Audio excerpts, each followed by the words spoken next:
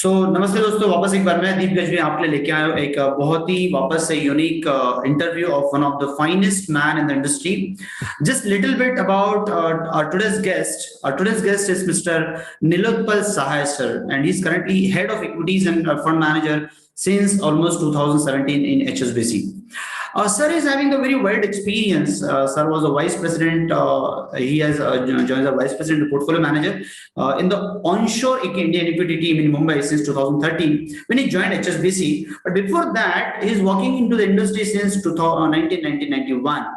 And previously, he was the director into the IDFC Asset in Bombay, and he was responsible for equities fund management. And he's held various positions, sometimes Motilal Oswal or the Infosys or the Bicker or SBC, Warburg, and UTS Securities, and so on and so forth. So one of the fantastic stuff is that Mr. Nilotpal sir is having the engineering degree from IIT BHU Varanasi, and he's having the post-graduation diploma in the business management from IIM Kolkata, and is born in India. So before not doing any delay, I would again we are going to Nilotpal sir and understanding his experience in last so many years. He is having that rich wisdom of making the money for the people. So coming to you, sir. Sir, since you have a long journey of the fund management, what is your success mantra for fund management per se? First of all, thank you very much for a very kind introduction. And from my side also to welcome to all the people viewing this video.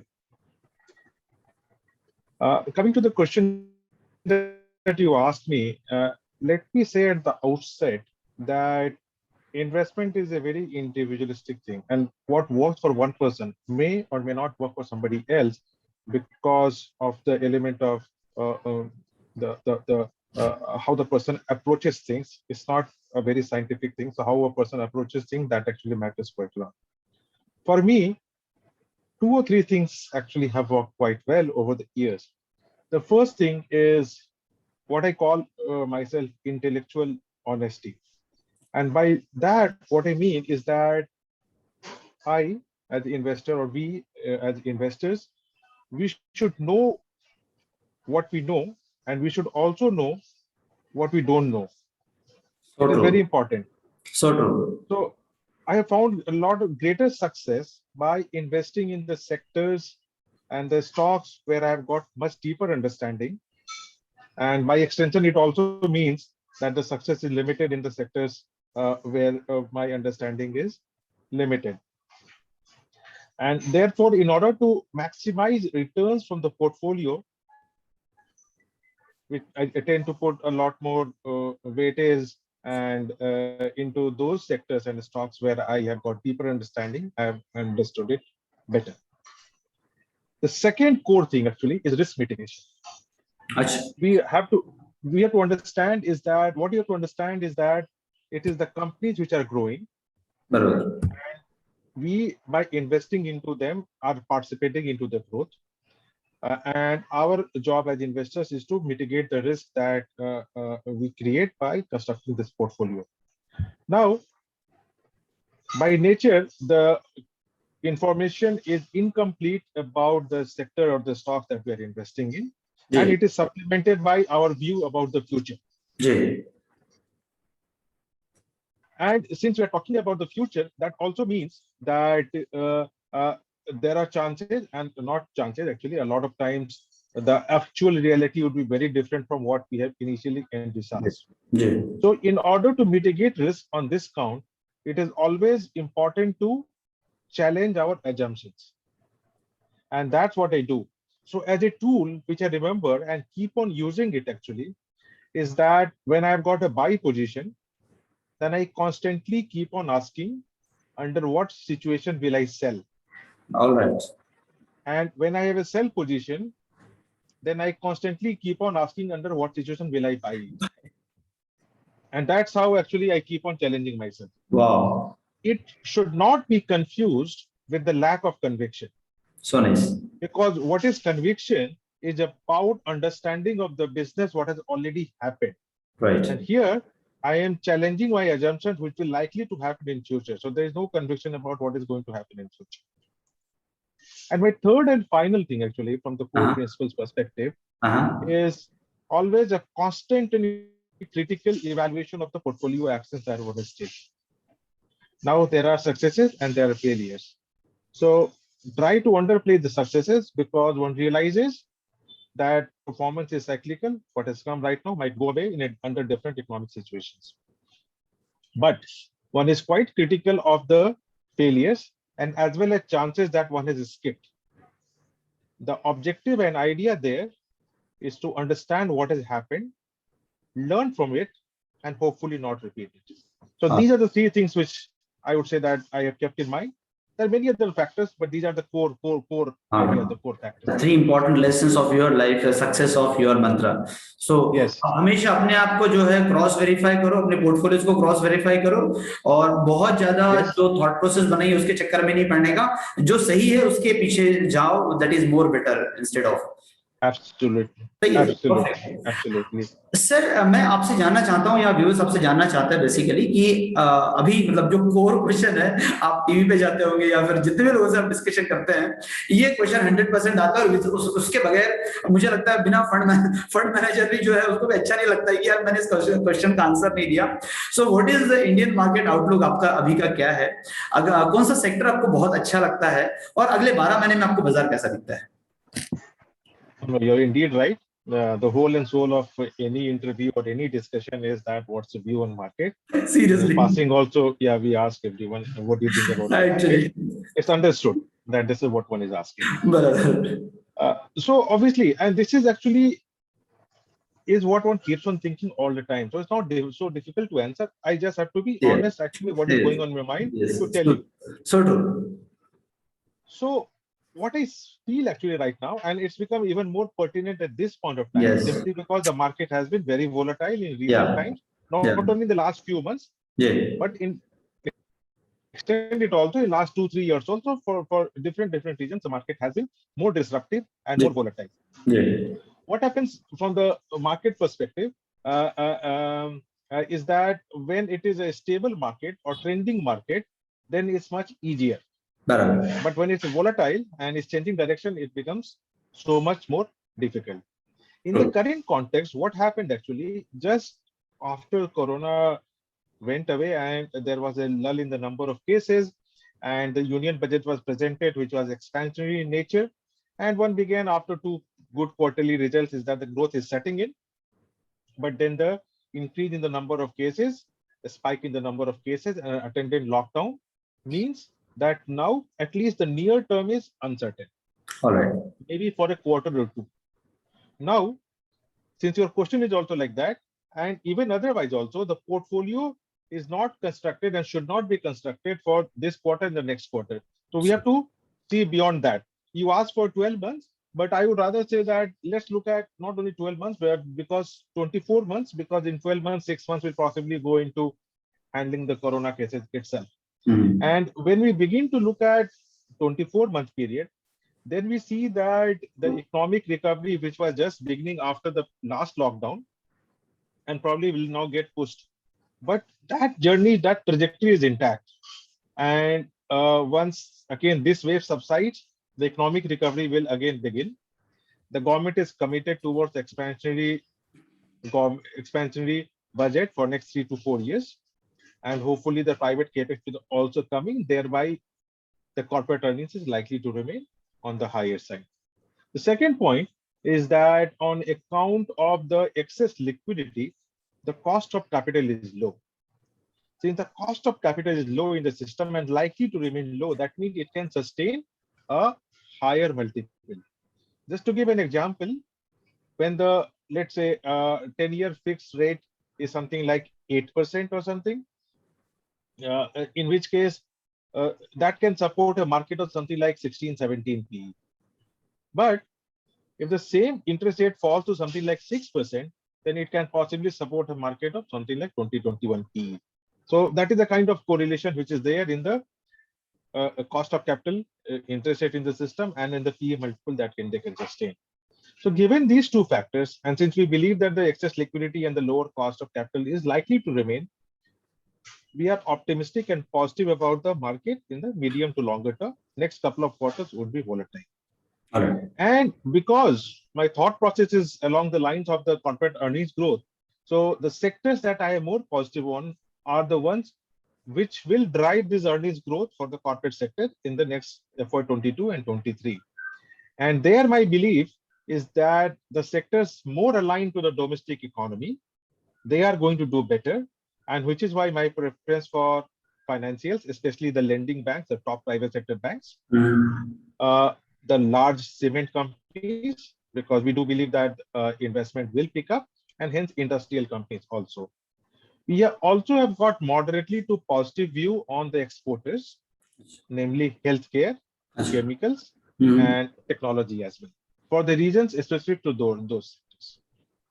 So that is what would be the overweight sectors in my portfolio. Great, super great. और sir आपको risk क्या लगती है, medium term risk क्या, little bit of 12 महीना 15 महीना के हिसाब से रिस्क क्या लगती है आपको? First risk is the COVID itself.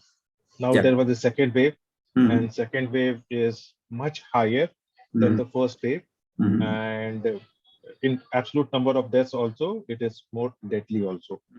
However, the mitigation of this risk is that in the section of people where the vaccination is high, so there the fatality is low, and that gives us confidence that once the vaccination in the remaining age group also goes up, so there also this risk can be mitigated.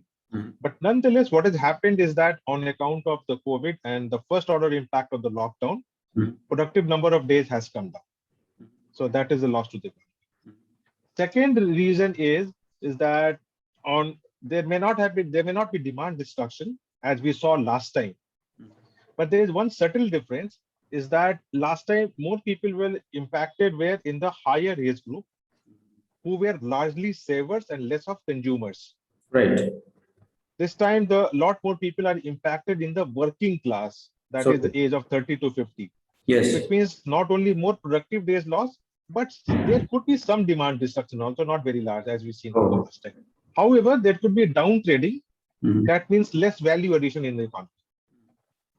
So that could also be a concern, actually, leading to a weakness. And the related point is not related actually, but that is also ongoing for quite some time, is that the inflation continues to remain high. Despite the weakness in the economy, one should have thought that this will come down. It is not coming down. I do not see as a problem right now. And I don't think even the central bankers are aware of the inflation rate, but they believe that inflation will come down. However, sometime in future, and this is if the inflation does not come down, and if the policy response is to remove excess liquidity and or to increase rates, then the cost of capital will go down. So the point which I mentioned as a positive will turn into a negative, and that will not be, again, negative for both economy as well as for the market. So these are the risks which I see: COVID, little bit of demand destruction, and if inflation remains high. एक बहुत important चीज बोली sir आपने कि जो age group का जो नुकसान हो रहा है, तो वो हमारे लिए एक रिसोर्स भी थे और वो एक बहुत बड़ा नुकसान है। ये बहुत इंपॉर्टेंट पॉइंट बोला यार। मैंने इतने सारे इंटरव्यूज किए, लेकिन सर इस पॉइंट को किसी ने मतलब ऊपर नहीं लिखा है। तो that is very important point what actually you are saying about. Sir एक छोटा सा और क्वेश्चन है कि मैं थोड़ा आपसे ना ग्लोबल सेंटिमेंट में समझना चाहता हूँ कि बिकॉज व्यूअर्स भी काफी सारे, बिकॉज आजकल का थोड़ा सा ग्लोबल फंड्स का भी काफी धूमधाम से काम चल रहा है, बहुत सारे नए फंड्स आए, थीमेटिक फंड्स आए ग्लोबल के, हमारे पास भी है। तो थोड़ा सा एक ग्लोबल आउटलुक दीजिए ना सर कि what is the global outlook और कितना % पैसा एक अंदाजे आपके हिसाब से रखना चाहिए ग्लोबल इक्विटीज में? Okay, these are two separate questions. Yeah. The second question will obviously depend upon the advice that you will give. Yeah. But I can give you some direction in the first question. Yeah. Looking at the same parameters that on which we are looking at the Indian market, right? That what is the likely earnings growth, what is the likely economic expansion, right, and what is the cost of capital in those economies. Right. So we do realize is that some of the global economies, and namely that of the US, is in a better position, at least at this point of time. So they are past the second wave, which started in November, December, and since February it has actually has come down quite a lot. So they are not looking ahead to a lockdown situation. and they are also not looking ahead to a demand destruction on account of this. So to that extent, the economic expansion, which is actually supported by the fiscal benefits and will also is supporting the corporate earnings, will remain intact. There, the only risk is that if the tax rates are increased and increase meaningfully, that could eat into the profit for this year. But from subsequent years, the growth on this year numbers will begin to come back. But for 1 year, there would be a negative impact on that. Also, the cost of capital is extremely low and likely to remain low for at least a couple of years. That's what their central banks say. And they do not have the same fear of inflation as we have in India, which means the higher chances that there the inflation will remain low, which means it is kind of conducive for their stock market. So US is looking better as compared to other markets, I would say. And when it comes to investment into emerging market to developed markets, developed markets had continued to outperform emerging market for bulk of the last decade. Before the COVID, it was estimated, if I predicted, forecasted that this gap between emerging market and developed market will narrow, and Indian markets will also benefit disproportionately. But the impact of COVID has been higher. Actually, initially it was high in the developed markets, but now since they have overcome, and India is going through a tough phase. So at this point of time, in a time of volatility, till the time it remains, there could be people's preference will turn towards a developed market. But I do see the trend again coming back in favor of emerging market, and especially that of countries like India. Once this uncertainty and volatility around this COVID cases begin to come down. And as we have seen in the past, and now I'm shifting to again to Indian market, is that the markets do not wait for the COVID numbers to come down drastically. They possibly bottom somewhere when the numbers of the COVID cases peak. And with the COVID cases coming down, the markets begin to rise. So till that time, uncertainty remains, but after which I do believe that India markets will make a comeback as compared to developed markets. Great. So एक अभी मैं आपके funds पे आता हूँ. So you manage Focus, you manage Flexi, you manage large cap, HSBC large cap, and then you manage HSBC large and mid cap also. एक बहुत important जो चीज मैंने देखी सर आपके पोर्टफोलियोज में, कि कोई भी आपके across the funds जो है वो स्टॉक्स कॉमन नहीं है, जबकि ऐसा बहुत कम होता है कि फंड मैनेजर्स के पोर्टफोलियोज में जो एक फंड मैनेजर 3, 4, 5 अगर फंड्स मैनेज कर रहा है तो मोस्ट ऑफ द कुछ तो स्टॉक्स जो कॉमन होते हैं, but in your case it is not common. So what is that secret and uniqueness which actually you managed with each, मतलब across the funds? There's some stocks which are common also, I would say that, because thought process is same, thought process is common, thought process is not different. What is different is the fulfillment vehicle.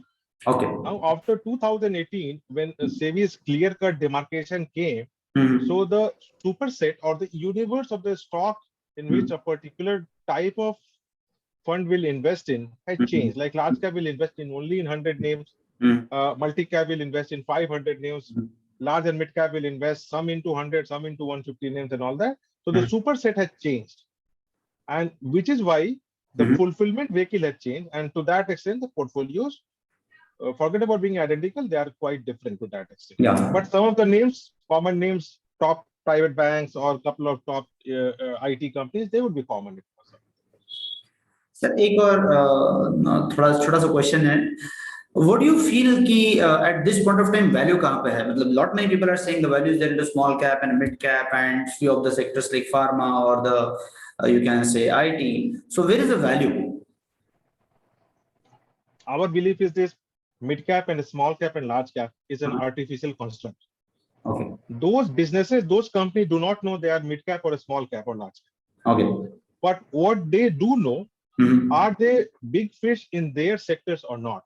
All right. Are they dominant players in their sectors or not? All right. That's what we focus on. All right. That even if it is small cap or mid cap, we do want to focus and actually buy into, invest into those companies which are dominant players in their respective sectors. So you are looking sorry.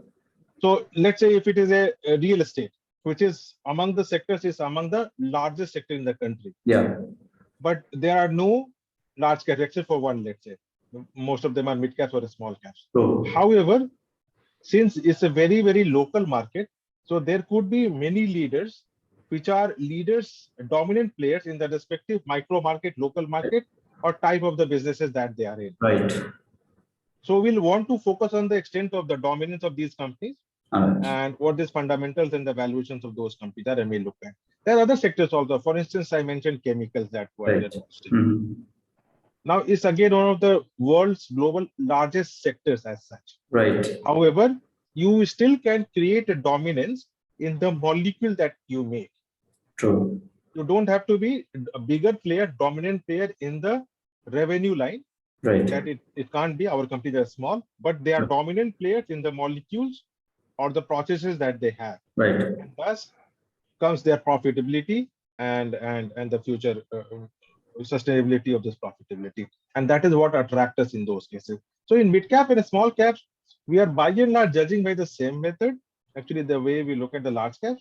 At the same time, I also must add that if it is a large cap, but is also ran in its own sector, then we do not like it. We do not have preference for that. Super great. So now we are having one rapid fire round. So just be ready for the rapid fire. So it is one sentence or anything which you are comfortable with. I don't have any problem. So a few of the just 5 questions of the rapids. So if there is no fund management in life, then by and large for the people or for you also. Yeah, so I had worked in technology industry after my engineering as well as after management. So probably I would have continued there. But then I would have continued to make my personal equity investment because that has been very close. So I would possibly in technology. Oh, great. Biggest regret of investing career? Starting late. Oh, great. I started pretty late actually because I was working in this industries also and it started late. Right. The sooner one starts in this industry, the better it is because compounding works for a longer period of time. But I must also say that I also feel grateful and thankful that at least I got a chance to do what I want. Wow, great. Your guru in investing and his unique principle of investing. So there are many, actually difficult to name just one. And I'm also not too sure actually whether this principle is unique or not, but let me say that actually. All right. Greatly influenced by Peter Lynch's style. Okay. Especially that of the point that he makes about uncovering a number of stones, because the more the number of stones you uncover, the greater the chances of finding jewels under that. So look out for many more opportunities. And attendant point that he also makes many times, applying common sense. So none of these, I don't think these are unique things actually, but about Mr. Peter Lynch. But these are things which have influenced me quite a lot. One very important question. How you want the people look आपको याद रखे, कैसे याद रखे Nilotpal sir को, कैसे चाहेंगे आप? See, I'm not a star or something else that people have to remember me actually. But what people can actually look at is the first point which I mentioned, not me, but that point as such, is to be intellectually honest. And to that extent, a lot of people want to brush aside the mistakes, but if we focus on our mistakes and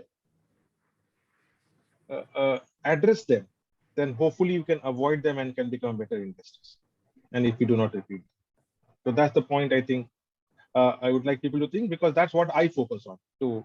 Because I know that making mistake is a part of the game. Idea is to identify them as soon as possible and hopefully not repeat. Wow, great. So thank you, sir. It was a great time with you. We learned so many things from you. You are very precise, very focused. Normally you focus on a business rather than the stock. You focus on not the sector, but the leader of that particular sector. Whether it's a small cap or mid cap, it hardly matters for you. It's a business which actually you understand. I like the approach. One more thing, that biggest regret of your life is starting late. This is the biggest lesson for so many people, that those who are still having the yaar main thoda ruk ke kar lunga investing. So I believe that is a big Yeah. you can say message to everybody. And thank you very much for coming on the show. We are privileged to have you today, and certainly with the due course of time, we again will going to invite you, sir. And I'm sure that you're going to give your time to us. Thank you very much. Absolutely. Thank you very much, Deepji, and thank you to all the viewers. Thank you. Thank you, sir. Thank you very much.